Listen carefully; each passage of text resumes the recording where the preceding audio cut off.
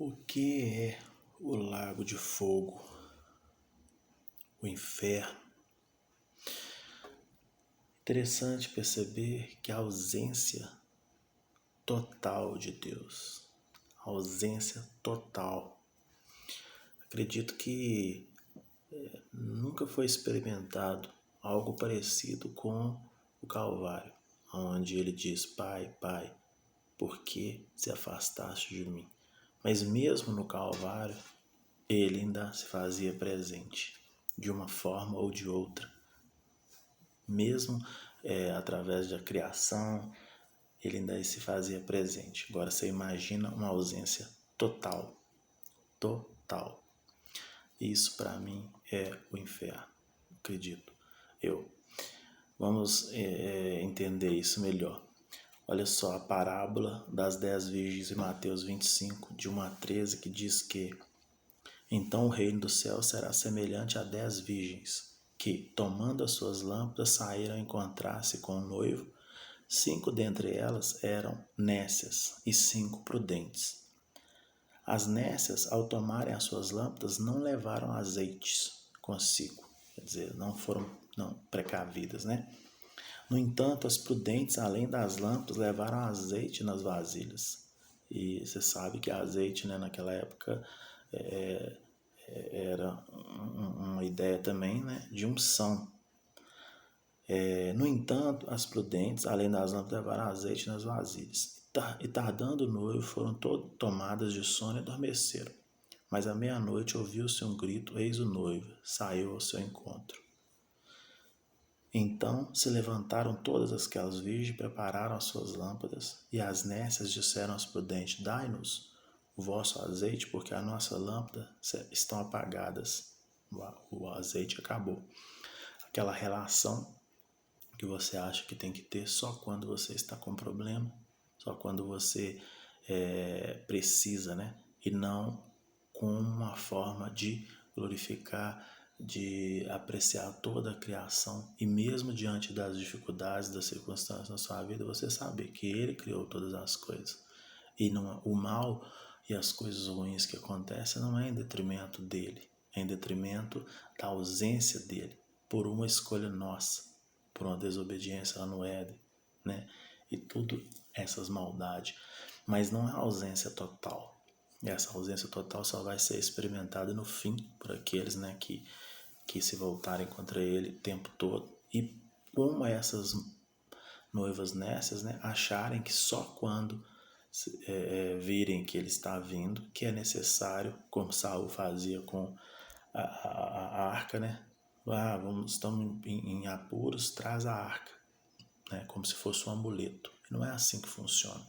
Então, elas pediram, porém, elas falaram, né? A nossa estão apagada. Mas as prudentes responderam: não, para que nos falte a nós e a vós outras, ide antes aos que vendem, né? E comprai-o.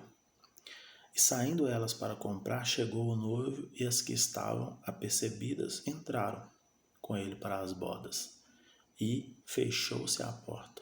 Mais tarde chegaram as virgens nécias, chamando: Senhor, Senhor, abre-nos a porta. Mas ele respondeu: em verdade vos digo que não vos conheço.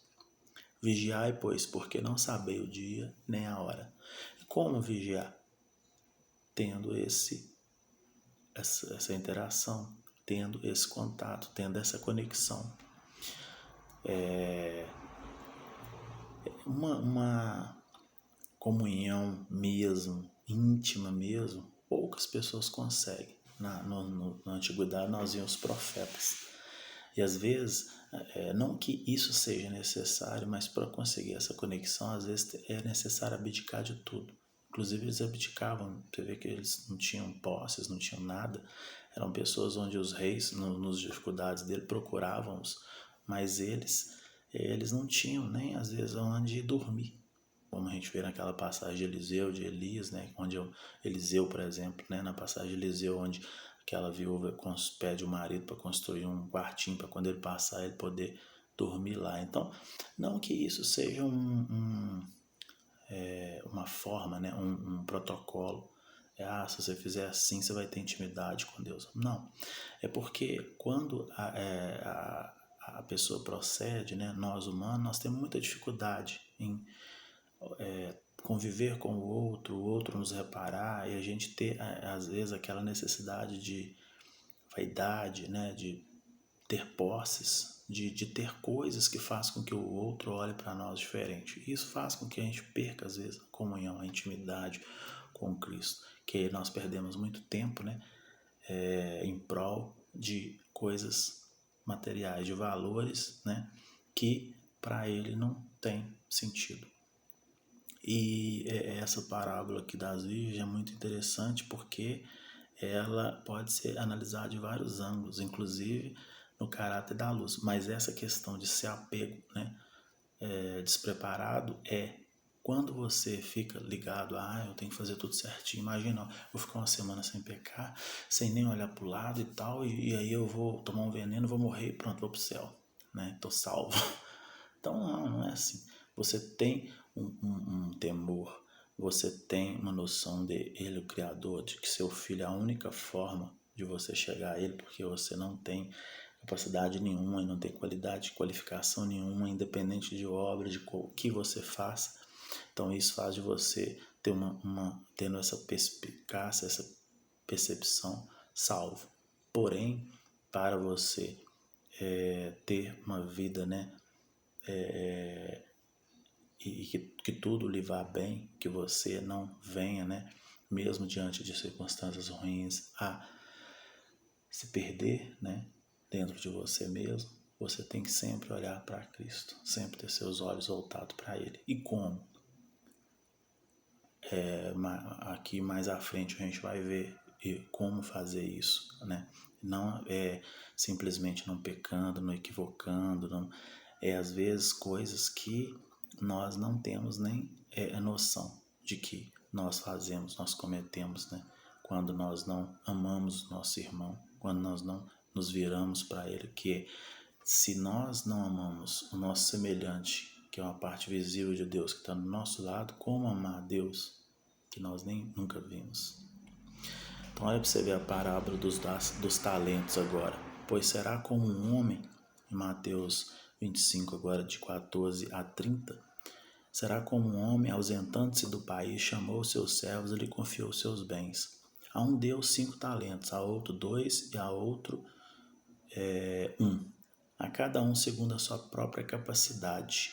E então partiu. Então ele já sabia que tinha uma limitação ali, né? Ou uma capacidade, e assim ele distribuiu 5, 2 e 1. O que recebeu 5 saiu imediatamente, negociou e ganhou outros 5. Do mesmo modo, o que recebeu 2 ganhou outros 2. Mas o que receberam 1, saindo, abriu uma cova e escondeu o dinheiro do seu senhor. Depois de muito tempo, voltou o senhor daquele servo e juntou com eles para as contas, né? Então, aproximando-se o que recebeu os 5 talentos, entregou os 5, dizendo: Senhor, confiaste-me 5 talentos, eis aqui outros 5 que ganhei. Disse-lhe o Senhor: Muito bem, servo bom e fiel. Além dos 5, eu mais 5, 10. Foste fiel no pouco, sobre o muito te colocarei. Entra no gozo do teu Senhor. E é interessante percebermos que isso aqui não é sentido só material, tá? É sentido muito mais, é uma metáfora, né, para você entender. E aproximando-se também o que recebeu 2 talentos, diz: 2 talentos me confiaste, aqui tem outros 2 que ganhei.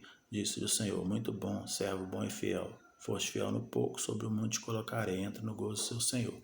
Chegando por fim o que receberam 1 talento, disse: Senhor, sabendo que és homem severo, que ceifa onde não semeaste, e ajunta onde não espalhaste. Então, às vezes, a gente tem essa visão de Deus, né? Ele tinha aqui um homem severo, que onde não semeou, ele colhe, é um homem, mas não sabe da história, não sabe por que essa correria, essa gana, essa vontade de conseguir, de conquistar. Então, não tem essa visão, só tem aquela visão, né, do medo e não do amor de Cristo. Receioso, escondi na terra o seu talento, aqui tens o que é teu. Respondeu-lhe, porém, o Senhor: servo mau e negligente, sabia que ceifo onde não semeio, e ajunto onde não espalho, né? Cumpria, portanto, que me entregasse meu dinheiro aos banqueiros, e ao voltar receberia com juros o que é meu. Tirai-lhe, pois, o talento e dai ao que tem 10. Pegou aquele único e deu ao que tinha 10 já. E ele lhes perguntaram, por que a todos o que tem lhe dará? Né? Desculpa, estava lendo um pedaço aqui. Porque a todos o que tem se lhe dará, e terá uma abundância, mas ao que não tem, até o que lhe tem será tirado. E o servo inútil lançai-o para fora das trevas, ali haverá choro e ranger de dente. O que eu acredito que esse ranger de dentes, essas trevas, né, é a ausência total de Deus, a ausência de luz. Não existe trevas, não existe escuridão, existe a ausência de luz, e isso faz trevas, escuridão. Não existe o mal, existe bom, não existe Deus, e a ausência de Deus percebe o que? O mal. O mal é a ausência dele, mas não a ausência total, que essa vai ser experimentada só no fim.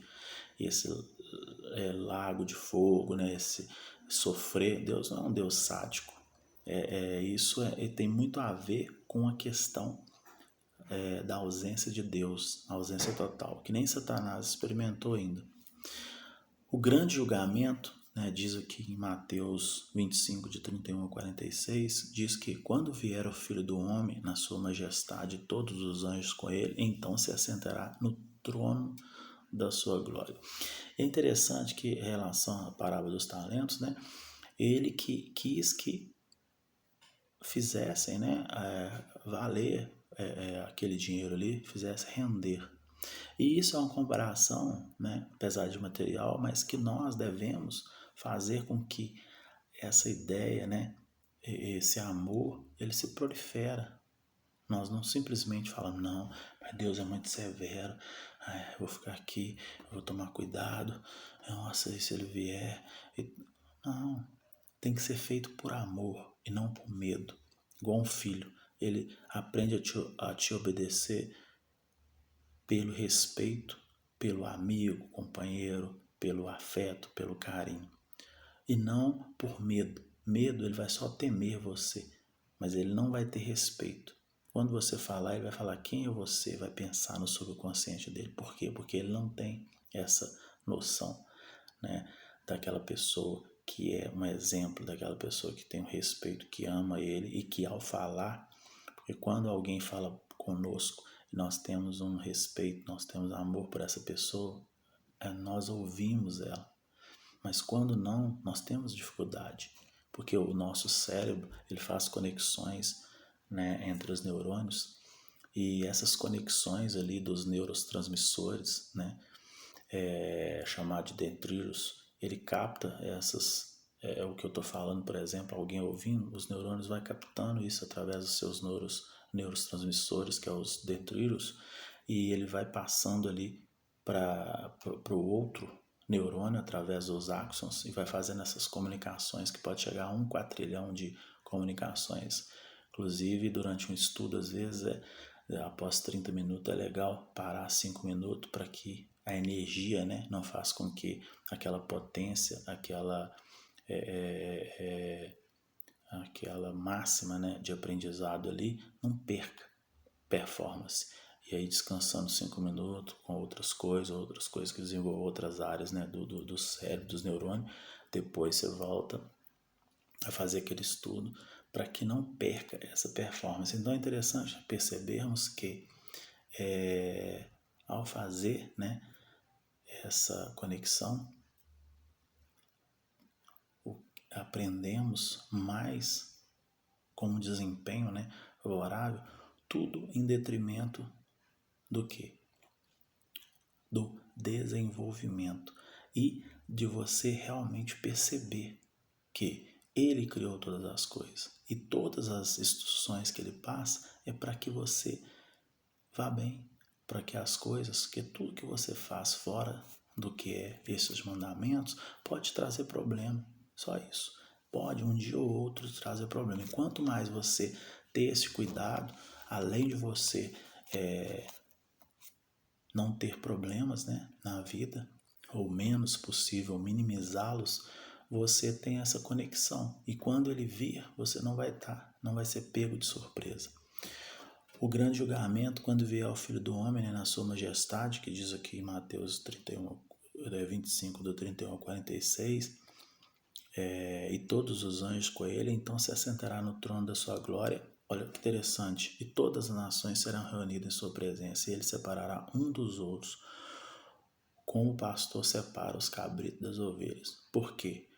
E porá as ovelhas à sua direita, mas os cabritos à esquerda. Então dirá o rei ao que estiver à sua direita: Vinde, benditos do meu Pai, entrai na posse do reino que vos está preparado desde a fundação do mundo, quando ele criou, para que todos fôssemos iguais, para que todos vivêssemos em harmonia.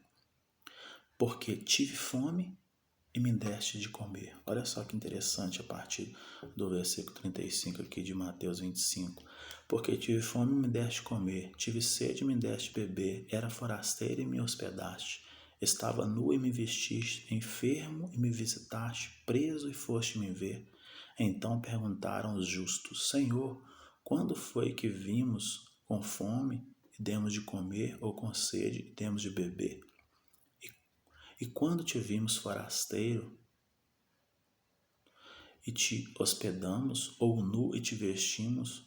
E quando te vimos enfermo ou preso e fomos visitar? O rei respondendo lhe dirá: Em verdade vos afirmo que sempre que o fizeste a um destes meus pequeninos irmãos, a mim o fizeste. Então o rei dirá também aos que estiverem à sua esquerda: Apartai-vos de mim, malditos, para o fogo eterno, preparado para o diabo e seus anjos. Aí sim, esses experimentarão o que é a ausência total de Deus. Então essa metáfora aqui do fogo, não de um Deus sádico, querendo ver ele queimar e ficar lá, não. É a ausência total de Deus, que nem o diabo experimentou ainda. Porque tive fome e não me deste de comer, tive sede e não me deste de beber, sendo forasteiro não me hospedaste, estando nu não me vestiste, achando-me enfermo e preso não foste me ver. Eles lhe perguntaram: Senhor, quando foi que vimos com fome, com sede, forasteiro, nu, enfermo ou preso e não assistimos? Então lhe responderá: Em verdade vos digo que sempre que o deixaste fazer um destes mais pequenino, a mim deixaste fazer. E irão este para o castigo eterno, porém os justos, justificados por Cristo, não por serem melhores, por serem os perfeitos, mas por serem justificados por Cristo perante seu Pai, estes receberão a vida eterna. Então é interessante a parábola das 10 virgens, vendo de vários ângulos, né? Sobre os holofotes da luz, por exemplo, percebemos que há um estudo sobre escuridão. Não há nenhum estudo sobre escuridão. Ninguém estudou para descobrir as trevas, a escuridão, por que acontece esse fenômeno. Porque, na verdade, não existe trevas, né?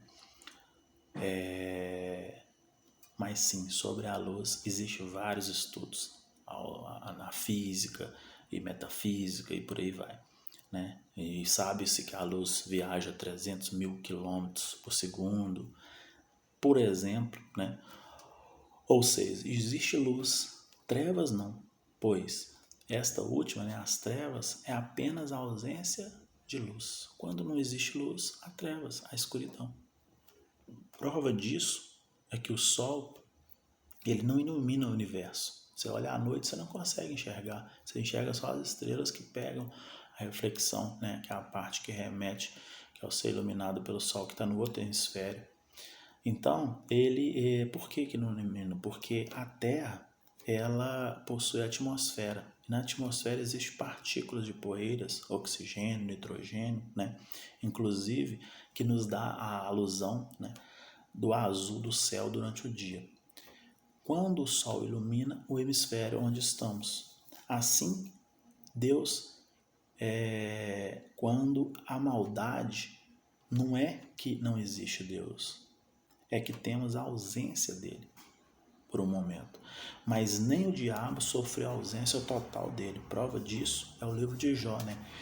Que mostra uma correlação ali quando ele chega, né? inclusive é indagado, né, sobre Jó. Então você vê que tinha uma relação ali de Deus com ele, mesmo que pequena, mas tinha. Então ele não experimentou ainda a ausência total de Deus. Mas no fim, aí sim haverá ausência total, sendo o lago de fogo, o sofrimento, né, a ausência total e definitiva de Deus. Não por Deus ser um Deus sádico, em ver seres sofrendo, né? Por exemplo, se você perceber, você vê que no Antigo Testamento, em relação a Sodoma e Gomorra, né, diz lá que ela queimará com enxofre e tal no lago para sempre. Mas nós sabemos que ela não está queimando lá agora. Então, você vê que isso é uma metáfora, né? É uma ideia humana, porque quando a gente fala algo, às vezes a gente tem essa coisa de pegar algo humanizado e colocar Deus, tipo, Deus arrependeu, por exemplo, Deus, e não, Deus ele tá num nível, né, muito acima, ele é muito maior do que essas coisas.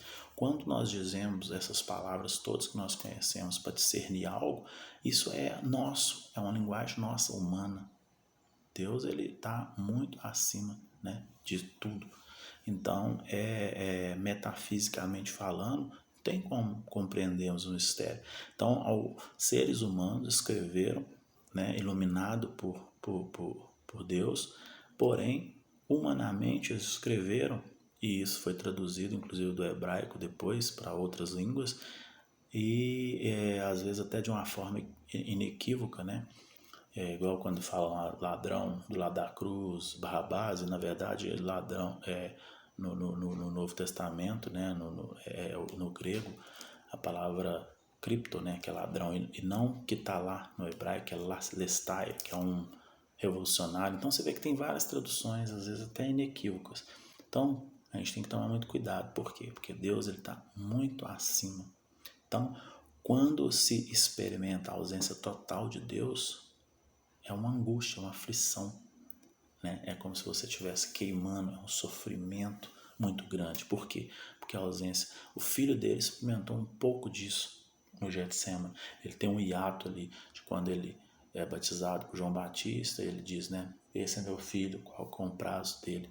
Depois ele passa pelo deserto, né, na tentação, depois ele entra por Jerusalém ali, pessoal, Hosana, Hosana nas alturas, e depois ele vai experimentar uma pequena ausência de Deus na sua morte, quando ele fala, né, Pai, Pai, por que me deixastes, né? Então ali ele experimenta o que é uma pequena parte, mas não é uma ausência total. Porque nós, às vezes, quando nós estamos no sofrimento e tal, a gente fala, Deus, cadê você? Mas na verdade ele não se ausentou totalmente. E essa ausência total, que é tido como um inferno, né, o lago de fogo, o lago da aflição, ele só vai ser experimentado depois do julgamento, inclusive pelo diabo e por todos aqueles que negligenciaram, né, como diz aqui, no grande julgamento aqui, diz a respeito do quê? Dos pequeninos, do irmão ali que necessitou, que precisou, e diante dessa ideia, né, materialista, você o negligenciou. E agora ele te manda ali para o lago, né, do fogo eterno, né, da ausência total de Deus. Como você não foi compassivo com eles, ele também não será com você. Então que nós estejamos sempre atentos a isso. Ser cristão não é ser perfeito, é ser parecido com Cristo. Só parecido. É tentar atingir esse alvo. Certo de que não vamos conseguir, mas para não perdermos essa referência, sempre buscar algo que nos permite essa conexão. Independente de tempos difíceis e fáceis, de doente ou de são, de forte ou fraco, se sentindo, né, forte ou fraco, mas sempre olhando para Ele, que é a nossa verdadeira, né, ambição, ou deveria ser. E se amanhã tivermos, se possuirmos algo, que isso seja para abençoar outras pessoas, para que nós nunca perdemos a essência, que é Cristo. Amém?